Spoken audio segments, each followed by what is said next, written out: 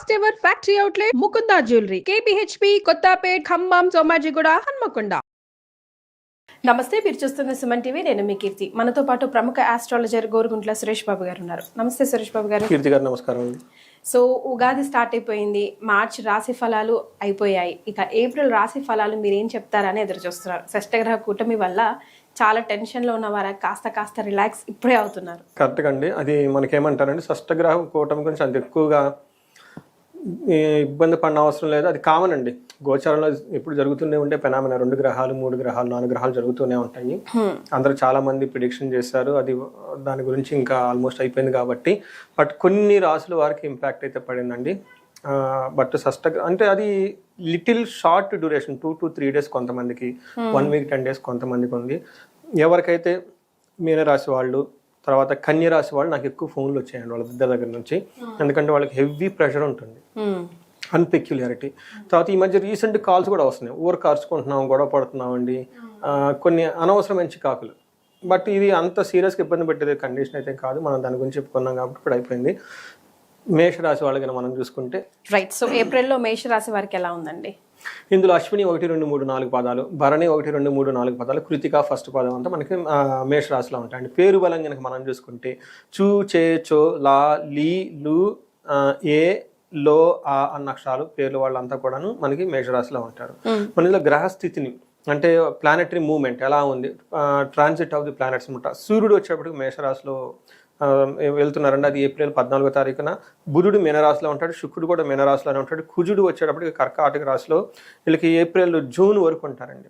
అంటే మనం ఇప్పుడు ఎలా ఉంటే ఏప్రిల్ మే 2 months ఈ కర్కాటక రాశిలోనే కుజుడు ఉన్నారనమాట. వాళ్ళు 3 ఎక్కడికి కదలరు. శుక్రుడు వచ్చేటప్పటికి ఏప్రిల్ మే 2 months అక్కడే ఉన్నారనమాట. ఈ 2 గ్రహాలు స్తంభం అక్కడ కలిసి అక్కడే ఉన్నాయన్నమాట. అయితే ఎక్కువగా ఇప్పుడు మనకి మూవ్మెంట్ ఎవరికి వచ్చిందంటే సూర్యుడు వల్ల మూవ్మెంట్ ఎక్కువ వచ్చింది. ఫస్ట్ హౌస్లో సూర్యుడు మూవ్ అవుతూ ఉన్నారనమాట. అయితే ఫస్ట్ హౌస్ సూర్యుడు మూవ్ అవటం అంతా మంచిది కాదు. మనకి ఏం చెప్తారంటే ఓవరాల్గా ఈ స్థితి గ్రహస్థితి బట్టి మనం కనుక చూసుకుంటే వీళ్ళకి ఎలా ఉందంటే ధనచ్ఛేదం, రిపప్రియం, పరాభవం, అర్ధప్రాప్తి.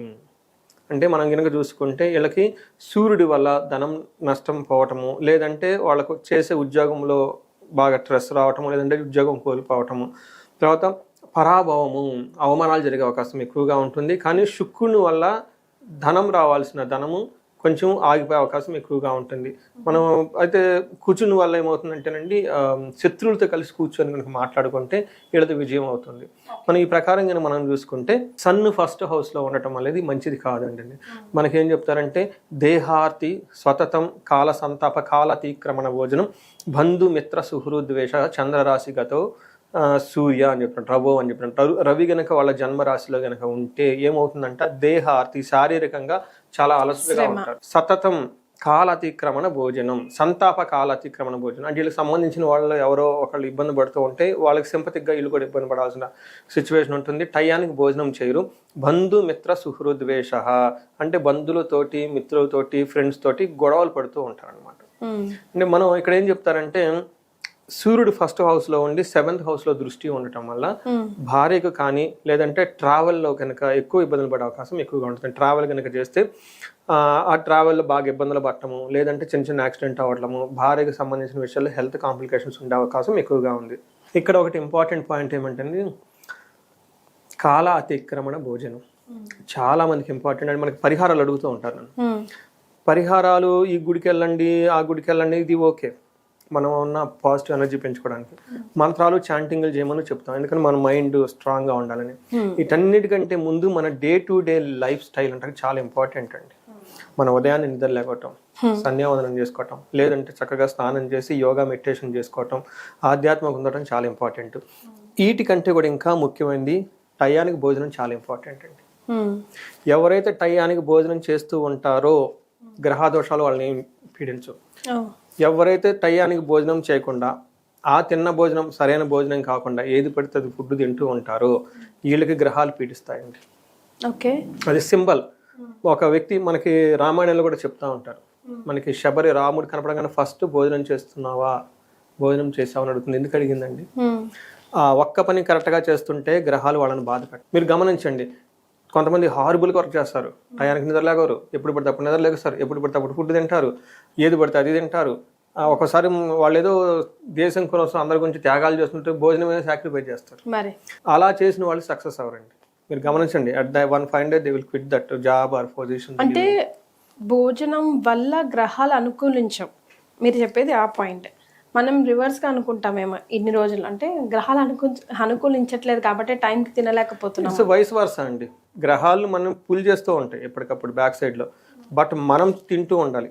టయానికి భోజనం తింటమే ఒక రెమెడీ. కరెక్ట్. ఎందుకంటే అందుకని చూడండి, కాలతిక్రమణ భోజనం వీళ్ళకి ఎందుకు, సూర్యుడి వల్ల. సూర్యుడు సరైన ప్లేస్లో లేడు కాబట్టి వీళ్ళు భోజనం సరిగా తింటలేదు. అంటే వీళ్ళు భోజనం తింటూ ఉంటుంటే సూర్యుడికి ఇంపాక్ట్ పోతుంది కదా. అది అందులోనూ సూర్యుడికి సంబంధించి మనకి మహాభారతంలో ఒక అక్షయ పాత్ర ఇస్తారు. సూర్య భగవానుడు ధర్మరాజుకి అక్షయ పాత్ర ఇస్తారు. అంటే ఈ అక్షయ పాత్ర ద్వారా వచ్చిన వాళ్ళు మొత్తానికి భోజనం పెట్టొచ్చు. ఎవరి దగ్గర నుంచి వచ్చింది, సూర్యుడి దగ్గర నుంచి వచ్చింది. అంటే సూర్యుడికి అన్నాన్ని పెట్టే ఒక ఇచ్చేది, అన్నాన్ని తీసుకునే ఒక కెపాసిటీ అనుకుంటున్నాను. అందుకని చూడండి, ఇందులో ఏం చేశారు, సతతం కాలతిక్రమణ భోజనం, టయానికి భోజనం చేయరంట. ఎవరైతే టయానికి భోజనం చేయరో వాళ్ళకి సూర్యుడు అనుగ్రహం లేనట్లే మన రియల్ లైఫ్లో క్యాచ్ చేసుకుంటే. అందుకని మనం జలుగు భోజనాన్ని ఎప్పుడు మిస్ చేయకూడదు. ఆయన ఖుషి అయిపోతాడు, అంతే, హ్యాపీ ఫీల్ అయిపోతారు అనమాట. ఆయన యొక్క గ్రహం ఇంపాక్ట్ తగ్గిపోతుంది. ఇది ఒక remedy, beautiful remedy, practical remedy. తర్వాత మార్స్ వీళ్ళకి 4వ ఇంట్లో ఉండటం వల్ల మిక్స్డ్ రిజల్ట్ ఇస్తారు. ఏమవుతుందంటే వీళ్ళకి 11th హౌస్లో మార్స్ ఉండటం వల్ల ఏమవుతుంటే ఆరోగ్యం బాగుంటుంది, ధనలాభం బాగుంటుంది, వస్త్రలాభం అనుకున్న పనులన్నీ జరుగుతూ ఉంటాయి. కానీ 4వ ఇంట్లో ఉండటం వల్ల వీళ్ళకి బంధువుల వల్ల చిరాకులు, మిత్రద్రోహం, వీళ్ళని బాగా ఎవరైనా ఫ్రెండ్స్ ఉంటే ఈ టైంలో వీళ్ళకి కుజుడు చాలా 2 months ఉండబోతున్నారు, జూన్ వరకు ఉండబోతున్నారు. అంటే ఏప్రిల్ మే జూన్ వరకు ఇలా ఆల్మోస్ట్ వీళ్ళకి అక్కడ ఉండటం వల్ల వీళ్ళకి మిత్రుల ద్వారా దోహం చేసే అవకాశం ఎక్కువగా ఉంది కాబట్టి చాలా కేర్ఫుల్గా ఉండాలి. తర్వాత స్థాన భ్రంశం, వీళ్ళకి 2 గ్రహాలు సూర్యుడు కుజుడు 2 గ్రహాల వల్ల ఉద్యోగంలో బాగా ప్రాబ్లం వచ్చే అవకాశం ఎక్కువగా ఉంటుంది ఈ రాశి వాళ్ళకి. అందులోని మేషరాశి వాళ్ళకి ఉగాది నుంచి ఏలినాటి శని కూడా, శని ప్రభావం కూడా స్టార్ట్ అవుతుంది కాబట్టి కొంచెం కేర్ఫుల్గా ఉండటం ఎంతైనా అవసరం. తర్వాత వీళ్ళకి అగైన్ 7th హౌస్లో దృష్టి ఉండటం వల్ల ఇబ్బంది కలిగించే మాట్లాడటం, భార్యతో పట్టింపులు, గొడవలు ఉండే అవకాశం ఎక్కువగా ఉంది. అయితే శుక్రుడు కూడా వీళ్ళకి అనుకూలంగా లేరు 12th హౌస్లో ఉండటం వల్ల. ఇది కూడాను చోర భయం, ఆయుధ భయం, కష్టాలు, తర్వాత వ్యవసాయ ఇట్లాంటికి సంబంధించిన వాటిలో విఘ్నాలు కలిగే అవకాశం ఎక్కువగా ఉంటుంది. టోటల్గా చూసుకుంటే డిసీజెస్ అవన్నీ వచ్చే అవకాశం చాలా ఎక్కువగా ఉంది. సో మేషరాశి వాళ్ళు చాలా జాగ్రత్తగా ఉండాలి.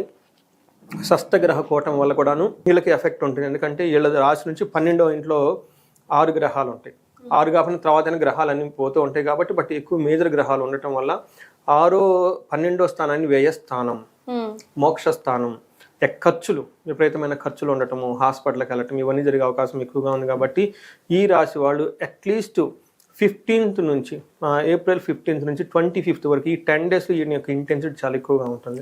సో ఇది మోస్ట్ పీక్ టైము ఇంటెన్సిటీ ఉంటుంది కాబట్టి ఈ విషయాలు కేర్ఫుల్గా ఉంటే చాలా బాగుంటుందండి. రైట్. సో మరి మేషరాశి వారికి నక్షత్రాల ప్రకారం ఎలా ఉంటుందో చెప్తారా? మనకి అంగగోచారం మనకు కాన్సెప్ట్ ఉందండి జ్యోతిష శాస్త్రంలో. ఇది అశ్విని, భరణి, కృతిక 3 నక్షత్రాలు ఇందులో ఉంటాయి. అశ్విని నక్షత్రం వాళ్ళకి కనుక చూసుకుంటే వీళ్ళకి మృత్యు భయము, నాశనము, కలహము, నాశనము చూపిస్తూ ఉంది. అంటే అశ్విని నక్షత్రం వాళ్ళు చాలా కేర్ఫుల్గా ఉండాలి ఈ మంత్.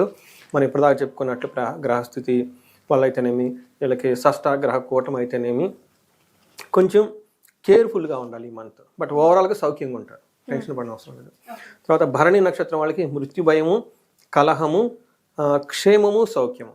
అంటే అశ్వినితో పోలిస్తే భరణి వాళ్ళు కొంచెం బెటర్గా ఉన్నారు.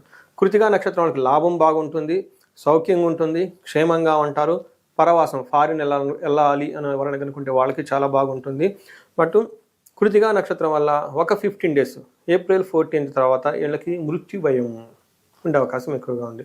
అంటే మనకి ఏ ప్రకారంగా చూసుకున్న అశ్విని నక్షత్రం వాళ్ళు కొంచెం కేర్ఫుల్గా ఉండడం చాలా చాలా అవసరం ఈ మంత్లో, పర్టికులర్ ఏప్రిల్ మంత్లో. మనకి వీళ్ళకి ఏ నక్షత్రానికి లత్తా లేదు. కుజుని వల్ల వీళ్ళకి కొంచెం హెల్త్ కాంప్లికేషన్స్ ఉండే అవకాశం ఎక్కువగా ఉంది. బ్లడ్లో చేంజెస్ వచ్చి కొంచెం బాడీ ఓవర్ హీట్ అయ్యి అటు ఇటు తిరగటం వల్ల అయితేనేమి కొంచెం వైరల్ ఫీవర్ కానీ బాడీ హీట్ చేసి బర్నింగ్ సెన్సేషన్స్ అవన్నీ వచ్చే అవకాశం ఎక్కువగా ఉందండి. ఓకే. భరణి వాళ్ళకి ఓకేనండి. భరణి వాళ్ళకి లత్తా కానీ అలాంటిది ఏమీ లేదు.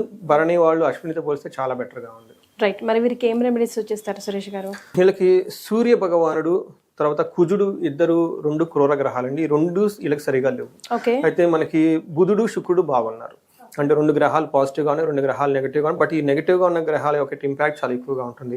వీళ్ళకి కుజుని వల్ల గొడవలు అయ్యే అవకాశం ఎక్కువగా ఉంది కాబట్టి బ్రదర్లతోటి, సోదరులతోటి, కుటుంబం వాళ్ళతో చాలా పేషెన్సీగా ఉండాలి డీల్ చేసేటప్పుడు. తర్వాత కాంట్రవర్స్ మ్యాటర్లు ఏమైనా ఉన్నా కానీ అవాయిడ్ చేసుకోవటం చాలా బెటర్ వీళ్ళు. ఎందుకంటే ఎంతవరకు కొన్ని రోజుల్లో, కొన్ని నెలలు, అట్లీస్ట్ 2 months. ఎందుకంటే కుజుడు వీళ్ళకి ఏప్రిల్, మే, జూన్లో మూవ్ అవుతున్నారు అనమాట. అందుకని ఈ టైంలో వాళ్ళకి చాలా జాగ్రత్తగా ఉండాలి. సుబ్రహ్మణ్యేశ్వర స్వామి ఆరాధించాలి. సుబ్రహ్మణ్య అష్టకం కానివ్వండి, సుబ్రహ్మణ్య భుజంగ స్తోత్రం అని ఉంటుంది, ఇది కానివ్వండి. ఇంకా వీళ్ళైతే వీళ్ళు ఎక్కడైనా సరే సుబ్రహ్మణ్యేశ్వర స్వామి గుడికి వెళ్ళేసి నిమ్మ దీపం పెడితే చాలా బాగుంటుంది. చాలా సింపుల్, బెస్ట్ రెమెడీ అనమాట. తర్వాత సూర్యుడికి సంబంధించి చేస్తే సూర్యుడికి నమస్కార ప్రియుడు. నమస్కారం చేసుకోవటం, గాయత్రి మంత్రం చదువుకోవటం. ఎవరికైతే ఉపనయనం కనుక అయ్యి ఉంటుందో వాళ్ళు త్రికాల సంధ్యావందనం ప్రాపర్గా చేసుకోవాలి. నాకు అప్పుడప్పుడు కొంతమంది ఫోన్లు చేస్తుంటారు, మాకు ఉపనయనం అయింది, గాయత్రి మంత్రం ఉపదేశం చేసుకున్నాం, బట్ ఎప్పుడో మర్చిపోయాం, ఆ ప్రొసీజర్ గుర్తులేదు. కొంతమందికి ఏంటంటే జస్ట్ అలా చేసి వదిలేస్తారు, అంటే రెగ్యులర్ ప్రాక్టీస్ చేయరు.